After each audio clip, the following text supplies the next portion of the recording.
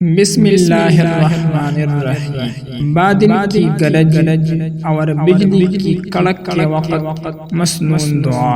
हज़रत इब्न उमर रज़ियल्लाहु अन्हुमा से रिवायत कि रसूलुल्लाह सल्लल्लाहु अलैहि वसल्लम जब बादल की गरज और बिजली की कड़क सुनते तो ये दुआ करते, अल्लाहुम्मा ला तक़्तुलना बिग़ज़बिका वला तुहलिकना बिअज़ाबिका वआफ़िना क़ब्ल ज़ालिका। ए अल्लाह, तू हमें अपने गज़ब से न मार और अपने अज़ाब से हलाक न कर, और इससे पहले ही हमें अमन व आफ़ियत से नवाज।